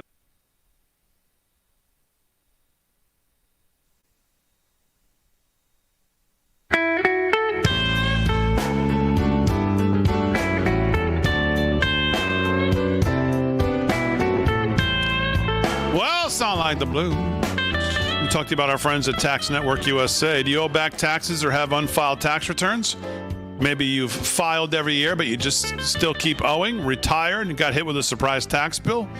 Are you a business owner with a tax bill you can't afford? Did you take money out of your 401k early and now you owe on that? Well, however your tax issue started, the result's going to be the same. Your balance is not going down. Penalties are going to grow. Interest is going to compound. And many of you are about to owe again this year with no plan in place. Stop what you're doing and call Tax Network USA. The IRS can garnish wages, levy bank accounts, and even take your home or retirement. With over 15 years in business, they have seen and resolved it all, helping taxpayers nationwide settle over $1 billion in tax debt. Call 1-800-905-8000, 1-800-905-8000, or visit tnusa.com/RAV. tnusa.com/RAV, and let our friends from Tax Network USA help you out of whatever situation you're in with your taxes. Call now 1-800-905-8000 or visit tnusa.com/RAV. Well, are we on the verge of another pandemic? Is the hype real? Should we be worried? Is this just another effort to terrorize Americans before an election? Who can you trust? Well, that's where our friends at the Wellness Company come in. You see and hear from the Wellness Company doctors all the time right here on this network, and you know their products are the gold standard for keeping you and your family safe and healthy. The Wellness Company gives you the opportunity to make sure you're prepared for whatever happens with their series of prescription medical kits that contain an assortment of life-saving medications and guidebooks to assist in the proper use of all your medications.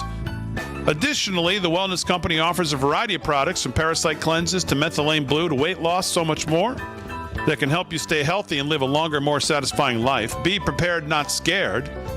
Go to twc.health/voice today and order. That's twc.health/voice. Use promo code VOICE to save an additional 10%. twc.health/voice. You can order today, and you can use promo code VOICE to save an additional 10%. 19 past the hour, live from Studio 6B, Hour 2, Real America's Voice, 103.9 LI News Radio. Let's go to the phone lines. Ray from Florida is on the line. He wants to talk about Iran. Ray, how are you? I'm wonderful. First, let me preface what I'm about to say by telling you that you are a gift that keeps on giving. I discovered you just before the election, and I have not let go. You've empowered and really allowed many of us who are older to find our way and do what we can if we have physicality issues. Let me just say that I worked for one of the biggest airlines years ago, and I was in London, and I went to Iran after the war. It was like the Paris of the Middle East, and when the Shah fled, they put us in a suite with the pilots and everyone. And they said, we are now the official carriers for the federal government, and we've got to get all the Americans out. Who's with us? Wow. Who's going to volunteer? I was one of the first ones that volunteered to work the airlift to get all of our American people out. I was told I was crazy by friends and family. I was in my 20s, no kids, no husband. And it was one of the most gratifying things I've ever done in my life. And it was dangerous.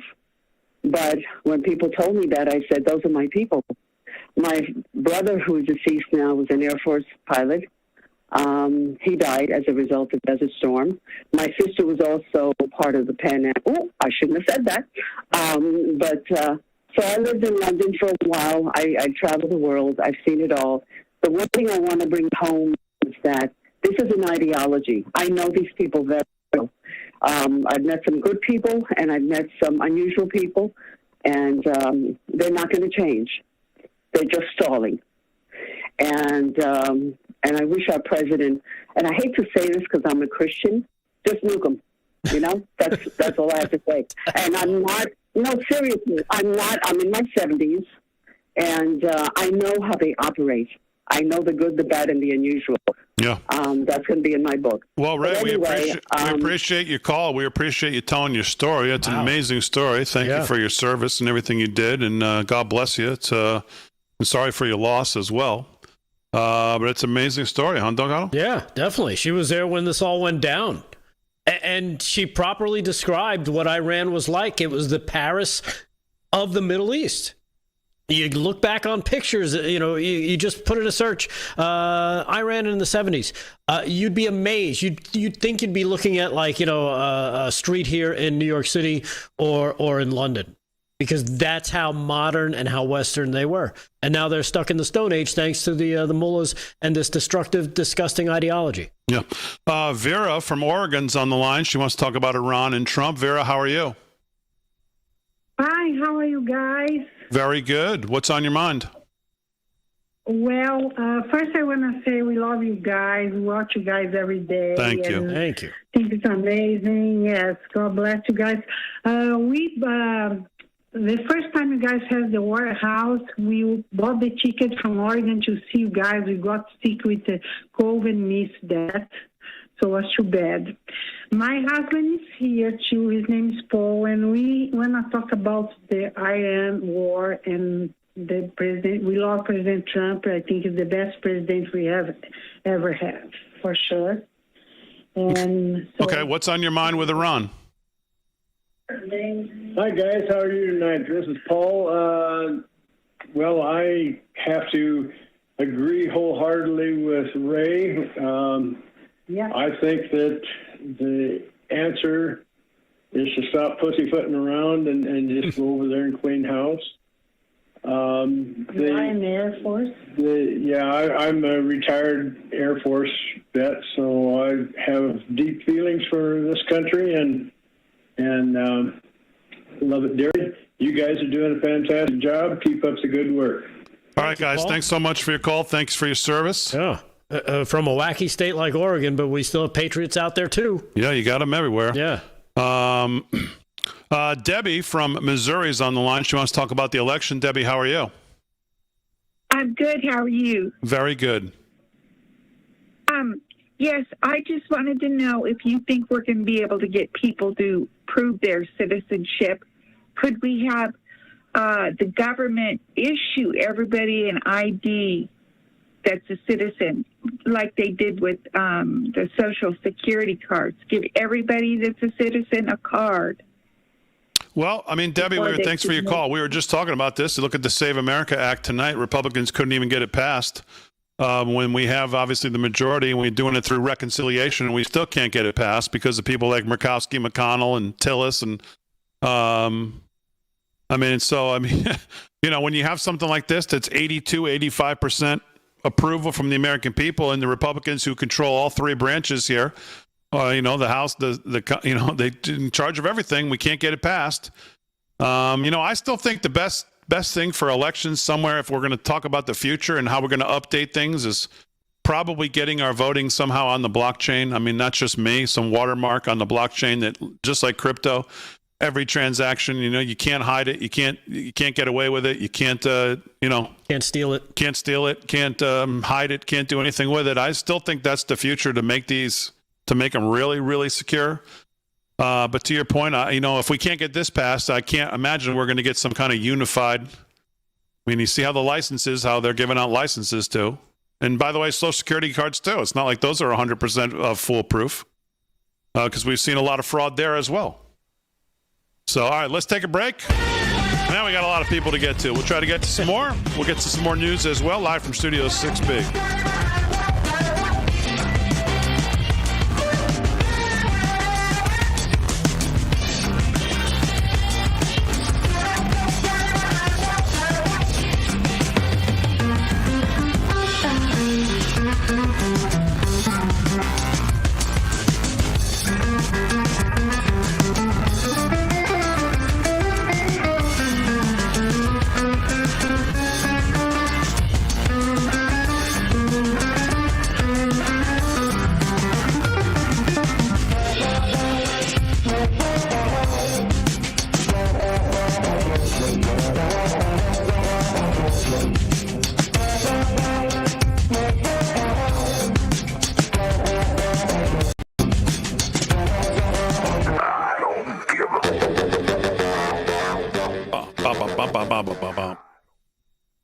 Some people on Facebook don't like the calls, Aaron, so we're going to do more for the next half an hour. I'm going to make them go away. Chat, live in the chat.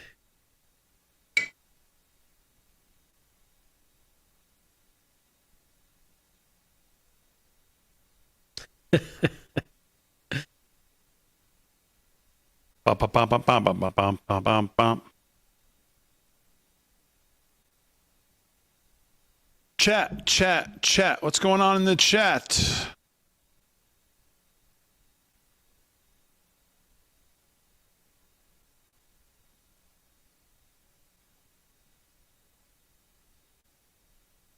Angry Bob in the Facebook says we don't have the House and the Senate. Democrats still run everything. He's right. Unfortunately. That's what we always say, right? Yeah.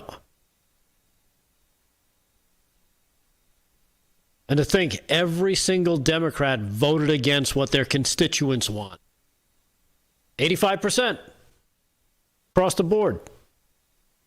Yep. TDS on full display. Yeah. Sherry Merrill on Facebook, hello.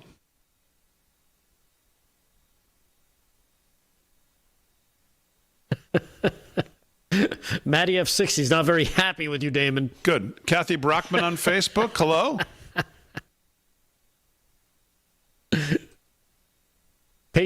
Patriotic Batman, hello from Tennessee. M. Lasser 207, Apple Crown 72 is in there. Doc Scal.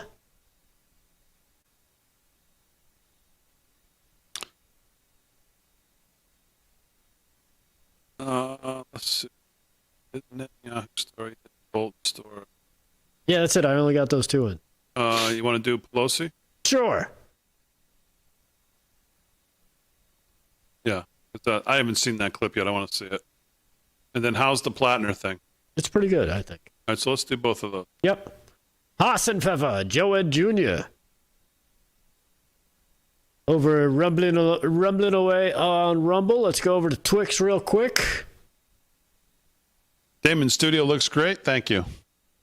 College grad failure. Big J State 48. Kathy's right. Santa Fe Mockingjay. Matthew Schallenberger.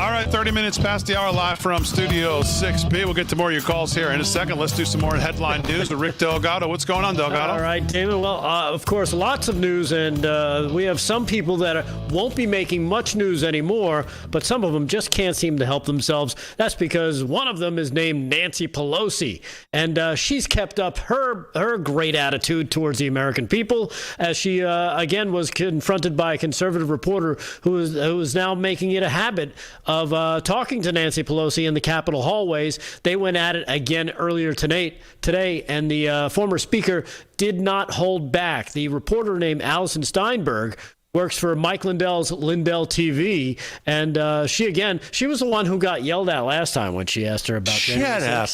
Yes. She was from Lindell TV, too. It was the same girl? Yeah, same girl. Oh, okay. So she got blasted with a shut up last time. Yeah. And here she is talking or asking some questions of Nancy Pelosi. And again, Nancy doesn't seem to like Allison too much. I don't know why, but here, check it out for yourself. Let's see. Cut number 7.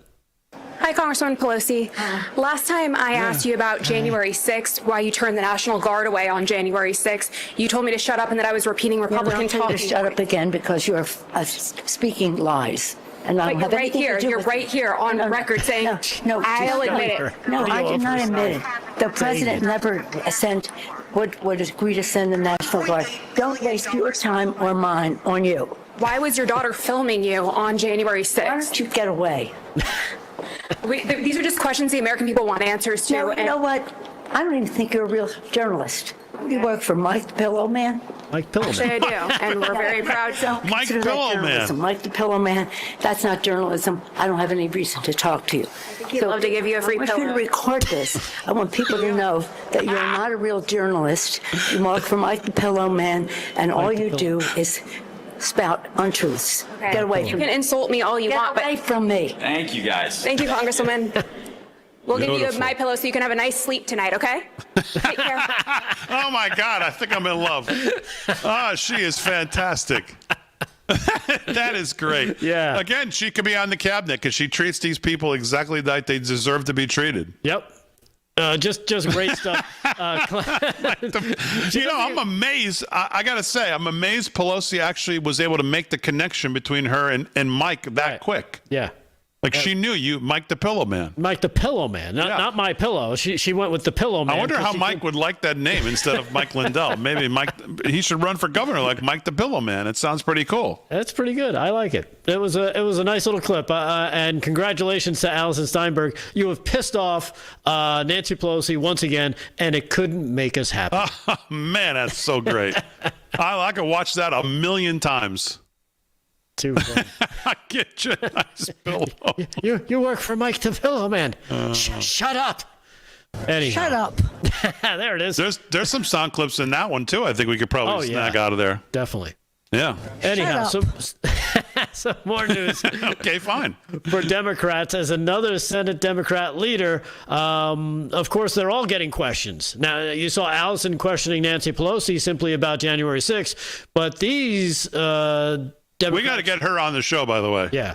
These Democrats are getting asked about one Graham Plattner, who seems to be a problem for the Democrat Party. This happened yesterday. Senate Minority Leader Chuck Schumer appeared to be annoyed by a series of questions he faced regarding his support for Graham Plattner, who was in town in D.C. schmoozing with all the Democrats to try and make sure they get their support. Plattner traveled. What's her name? Allison Steinberg. Okay. Just emailed the Pillow Man and see if he could effort that. Okay, go ahead. Plattner traveled to the Senate campaign headquarters in D.C. on Tuesday to meet with several Democrat senators, including New York Senator Kirsten Gillibrand, along with Chuck Schumer. He met with a bunch of them, tried to, kind of ease their fears and make sure that no other stuff is coming out about Graham Plattner, whether it be a Nazi tattoo. Did you hear about the porta potty stuff with this guy? I did. I talked about that like last week. I only heard about it today. And I said there was no bottom for the Democrats on what this guy could say he's done. No, he can't even wait till he gets home in a proper bathroom. He's got to do it in a porta potty. Anyhow, here is Chuck Schumer, cut number 8. Here he is denying. He basically denies Graham Plattner more than Peter denied Jesus. Check this out, cut 8. On Graham Plattner, are you satisfied with the explanations he's given for the controversies his campaign has faced right now? Are you concerned about what we've heard? I met with Graham Plattner today. We're going to beat Susan Collins and take back the Senate. Yes. So you're saying that Janet Mills is your preferred candidate. There's been rattlings that she should get back in. You're standing behind Graham Plattner, to be clear here? We're going to beat Susan Collins and take back the Senate. Yes. Does Democrats sticking behind Graham Plattner, does that hurt the credibility in attacking Ken Paxton? We're going to beat Susan Collins and take back the Senate. Any other subject you got? Any other subject? Yes, you right there. Do you believe that Janet Mills should unsuspend her campaign? We're going to beat Susan Collins and take back the Senate. Last one. You have not said if you're still endorsing Graham Plattner. Are you still supporting Graham Plattner? As I said, I endorsed Graham Plattner. We're going to beat Susan Collins and take back the Senate. Thank you. There you go, Damon, because all they care about is raw, unadulterated power. Yeah, that's the clip I referenced when I said they don't care. The distinction between that and then the Republicans, well, I don't know, the weaponization fund. Again, whether you think that was a good idea or a terrible idea, that's not the point. The point is Republicans can't even put on a front that they're unified, that they're going to be aggressive, that they want to actually go fight on the playing field that the other team fights on. We're always turned around looking at the cheerleaders in this. We're never on the actual field of play with these people the way they play. So again, the same thing. Here he is with a candidate. How do you think the Republicans react if we had a candidate with these kind of problems and they were asked questions? Do you think they would be like that? He wouldn't even make it to the primary. He wouldn't even make it. But meanwhile, they're jumping all in on Graham Plattner. Here is Senator Ed Markey. You think he vocalized his endorsement? You got to see it to believe it. Cut number 9. Check this out, Damon. It sounds like he has your support, Senator. Well, I am convinced that he is running on all of the right issues for our country right now. Yeah, there you go. So why not say that you endorse him? But in my opinion, he has taken the issues and he's galvanized a grassroots movement all across Maine. People are responding at the town meetings. They are up. They are energized, and in my opinion, he is on a pathway to victory in the state of Maine. Yeah, so there is the... Just like Sonny Hostin. like Sonny Hostin. Wholehearted endorsement from Senator Ed Markey. Here's one of your favorites, Dame. Cut number 10, here's Senator Chris Murphy on the rules that you need to be a good person, but those don't apply for Graham Plattner. Cut 10. I think it's hard to just say everybody should be good and moral. I think you've got to create a set of rules that promote goodness, promote the common good, and that's what this book is really about. Should those rules apply to Democrats too? I mean, do you support Graham Plattner even in the wake of all of this? Yeah, I mean, I haven't followed the minute by minute of what's happened over the last few days, but I do think there's a difference. Yeah, there's a difference. Yeah. because we actually haven't seen him in the porta potty doing what he was doing. But we do have a new New York Times article with 3 ex-girlfriends claiming that this guy was a dirtbag, a cheater, and also kind of a misogynist. So we'll see if that gets any traction. Well, not so Sonny Hostin made the case against the guy and then just ended up by saying, but despite all of that, can't elect a Republican, so we just care about winning. So we don't care what the guy's done. So the party who's supposed to be for women and protect women, believe all women, don't want to believe all women when it comes to Graham Plattner. Here is Senator Fetterman, another Democrat, and here's his take on Graham Plattner, cut 11. For me, as a Democrat, I'm never going to carry water for a guy that calls, an American hero a dumb MFer, or someone that, smears Chris Kyle, the American sniper, and claim that he's shooting innocent civilians. You've literally lost count. And he also called rural Americans as racist and stupid. It's countless. It absolutely is. This is a guy that had a problem with me, how I dress, but he seemed to have no problem posing in a towel at a disgusting website that consistently had serious problems about that kinds of depravity. Yeah. So again, he's referencing the voice of reason. Yeah. Who knew? Who figured that on their bingo card? I don't know. But Graham Plattner with his I don't know what the name of the website is, but I guess it's for young kids, young girls. I guess he was sexting with young girls. I guess that's set to drop. Hopefully not along with his towel with the toilet in the background, because that's a great shot. But yeah, so there you have it. There's the Graham Plattner problem that the Democrats want to wish away. Yeah. Well, do they even care to wish it away? They don't even care. I don't think they even care. No, because they already lost Eric Swalwell. So they got to throw him with somebody. We need somebody who's a man. All they care about is beating Susan Collins, which is not that hard to do, quite frankly, because she's pathetic. So whether it doesn't matter what the guy's done. We just want to win. Yeah, but it now looks like the who was the governor up in Maine? Who was or Mills? Was it Mills? Mm-hmm. I guess she's restarting her campaign. Janet Mills, because Plattner's going down the tubes. So it looks like she is now actively restarting her campaign, Janet Mills. So this can't be good news for Graham Plattner. All right, what else you got? Or is that it for this segment? You want another one? It's up to you. You want a little Harry Enton? I got some Harry Enton for you.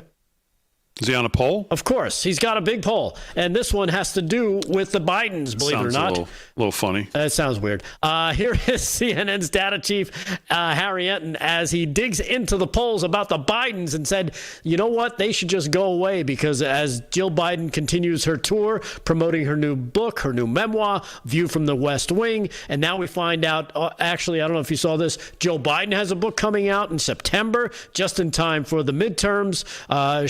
Should be great fun to be a Democrat throughout the summer and into the midterm with the focus on the Bidens. Here is Harry Enton talking about what he's found on his poll. Cut number 12. Check this out. American people have one message for the Bidens. That is, go away. Go away. I mean, just look at this. Look at Biden's net favorable rating. In January of 2025, it was minus 22 points. Has it gone any better? No, not really. He's still way underwater here at minus 19 points. He's 28 points underwater with independents. Joe Biden ended his term as president, is quite unpopular, and he remains quite unpopular. He is an anchor to the Democratic Party and potentially their fortunes in the 2026 midterm elections. How's Dr. Jill Biden doing? Okay, so Joe Biden, obviously not Joe Biden, though they are married. Okay, just look at this. Was she a popular first lady? Dem first lady's net favorability at the end of their final term, she was just 2 points above water. Obviously not as bad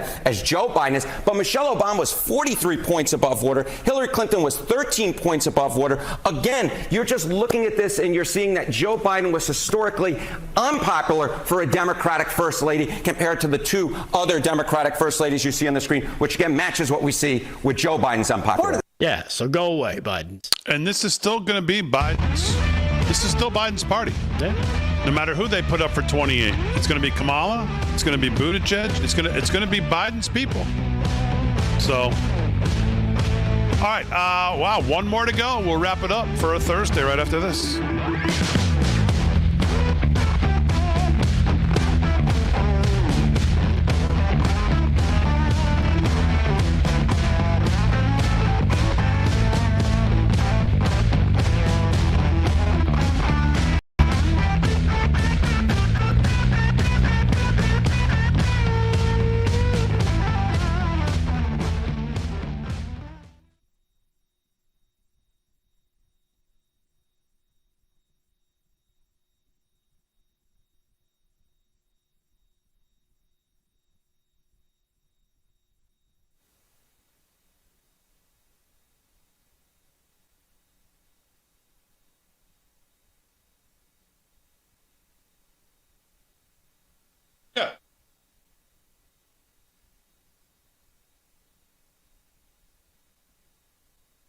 Chat, live in the chat one last time on a Thursday night.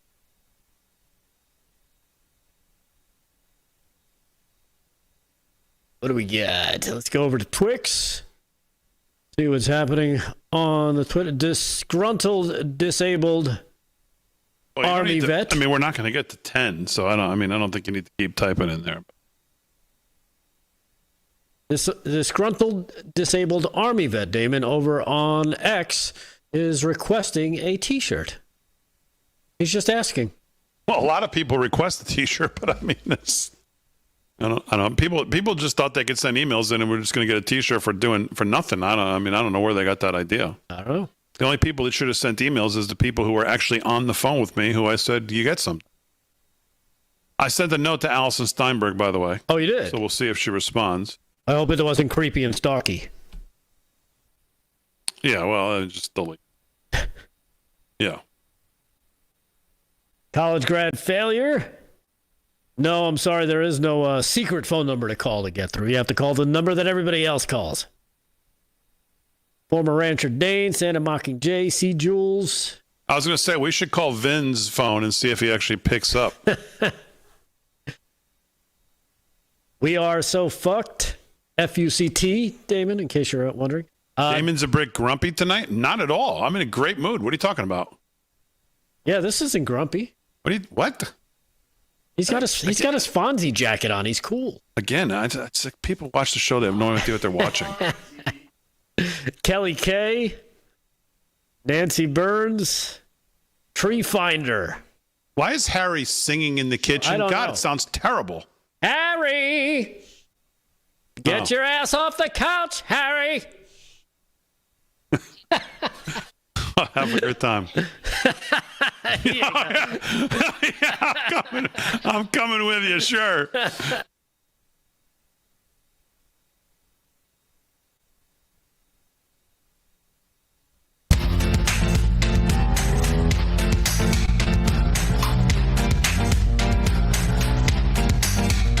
Ba, ba, ba, ba, ba, ba, ba. 13 to the hour live from Studio 6B. One more to go here. I want everybody to know I did send a message to Alison Steinberg over from Mike the Pillow Man, Lindell TV, to see if she'll join us on the show so we can just laugh about her Pelosi encounters, because that's what I want to do. So, all right, let's go to the phones. Try to knock out some calls here. Last segment of the show. Gary from Florida is on the line. He wants to talk about the Democrats. Gary, how are you? All right, sir. How are you doing? I'm doing good, Gary. What's on your mind? I watch your show every night, and I love it. Thank you so much. I just wanted to let you all know, you probably forgot about it. I see a little gray on here, so you've been in the business for a while. Back in 2014 and 15, bareback Osama sent plane loads and plane loads of Democrats to China to take CCP classes. Now, this is what we're living today. You know that DEI, straight out of China. There was a cultural revolution over there. Over here, it's DEI. They've done all kinds of things. They learned all kinds of things over there. They took classes, and I don't know how many of them. I was hoping that Tulsi Gabbard would get to digging into more of that in Obama's 2014, 2015, she only got so far, but she didn't go that far. I just wish we could get the manifest of who was on them flights. Yeah. All right, Gary. Well, we'll make a note of it. Thanks for your call very much. We appreciate it. We seem to be more accepting of China. We're taking in students. We don't seem to have a problem with the green cards, with the students, with the graduates, stapling green cards to graduation certificates. I don't know. There's all kinds of stuff going on. This administration doesn't seem to have any problem with what's going on with China, especially when it comes to what's going on in the colleges and universities. Kevin from Pennsylvania is on the line. Trump and ABC during the Knicks game. Wants to talk about what's going on, Kev. Hey, how you doing, Damon? I was just wondering. I called last night. I had the Knicks in the under. I couldn't get through to you though. I did not have the over with the how many times you guys would mention California last night. That gave me a headache. I don't know. Nobody had that, But anyway, I just wanted to know what you know Trump's going to be at the Garden. He says he's going to go. Yeah. What's your opinion? Is it TDS or ABC? Do you think? What do you think they're going to show him? Or? I got to be honest. No, I think they will, and I'm going to be honest with you. I think he'll get a great reception at Madison Square Garden. I really do. I'd be shocked if he doesn't. I mean, I think there'll be your scattering of liberal maniacs there, and the celebrities, they'll all be in the front row. But I think the real people, I think he'll get a great reaction there, just like he does from the UFC. Those are real people, real Americans. So I think Trump will get a good response if he does go to the Garden for what will be a Game 3 on their way to a sweep 4-0 of the Spurs, which is what it's going to be if the Knicks win tomorrow night. Because the last time the Knicks lost 4 games in a row was back in March. So they're not losing 4 out of 5 to any team right now the way they're playing. So the only chance this is even a series is if they lose tomorrow night, which I don't think they're going to lose tomorrow night. And I think they come back to the Garden with the idea of closing this out in 4. And I think it's sweeperama, get the brooms out. So Skeet Man from California is on the line. He wants to talk about our first responders. I always like that. Skeet Man, what's going on? Big D, you guys always honor and recognize first responders at the end of your show. Yes, sir. And I don't think you realize how much that means to them, because when these men and women leave their homes, they don't know what's facing them on their shift. So I just want to say thank you for honoring them. I served 33 years at LAPD, and it does mean a lot when you guys acknowledge their service. So I just wanted to say thank you for that. And also, Delgado's the man. Don't get mad at me, but I love you, Big D, but Delgado's the man. Wow, what a great call right up to the last moment. Now it's ruined. That was probably the best call of the night that we've ever had. I think he should get 2 T-shirts, Damon. Oh, man. Take care, and I love you guys, and thanks for acknowledging me. Skeet Man's in the chat. Take care, you guys. You got it. Skeet Man from California there. Well, it's nothing we'd rather do than honor our first responders, of course, and he's absolutely right. They have no idea what they encounter when they go on whatever job they're doing, whether they're firemen, policemen, emergency personnel, wherever it is. You just never know which the day is going to bring. Yep. And I got plenty of friends of mine who are doing it, so I know. All right, here we go. Beth from Florida is on the line. She wants to talk about UFOs. Yes, Beth, what's on your mind? Hey, guys. All right, Mr. Delgado. I used to think you were nuts with this UFO stuff, but I lived in the mountains of Tennessee for 5 years, and I took all kinds of pictures that nobody could explain away. UFOs, because that's what they were. And they still are. I have the pictures, time dated and everything. So I just want to say, I used to think you were completely crazy about it until I took those pictures and started seeing them myself every night, and nobody could tell me what they were. So thank you.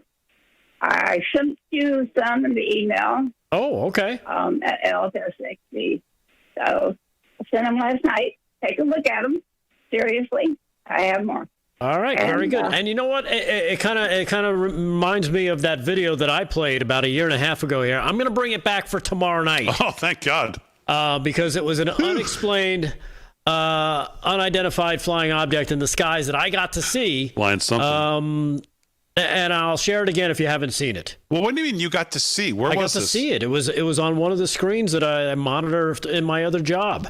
No, that was just me going home. I wish that was you going home. With that damn light that still doesn't work that you control. Just go through it. Well, I did. I got pulled over. Good. That'll learn you. Yeah, but then I had to flash the old... Oh, did you throw the... have you seen me on TV? Do you know Vin? I had to flash the old lieutenant's badge, and then I got out of it. All right. As always, we do salute our emergency personnel, all our responders, police officers, all of our emergency personnel, whoever they are. God bless them all. Thanks, Rick Delgado. Aaron, Fran, Marissa, great job. Harry on the highway. I don't know what you did, but great job as well. Your singing's terrible. Most of all, thank you, the live from Studio 6B audience. Have a great night. We're back tomorrow. KDJ in the house for a Freaky Friday. Tomorrow night, live from Studio 6B. We'll see you then.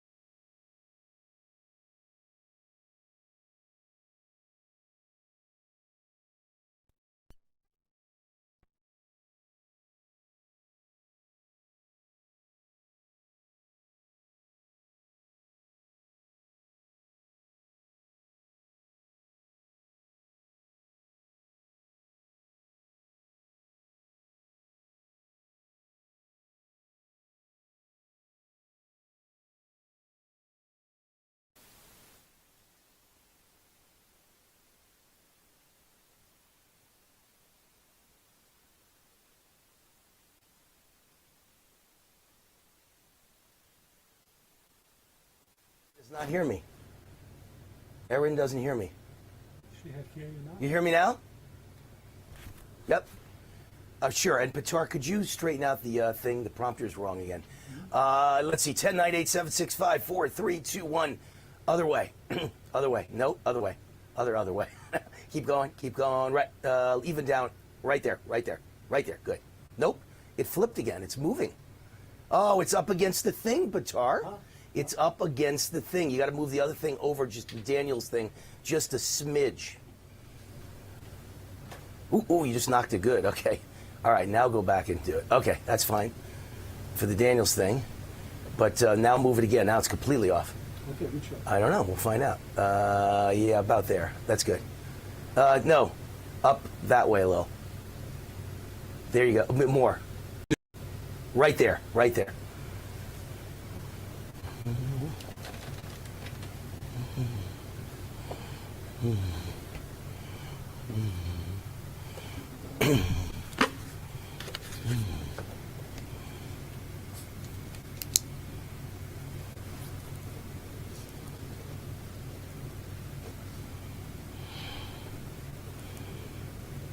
Ask her if she's on Uber. Erin, are you there? Are you on Uber? Pitar's asking. She's getting on now.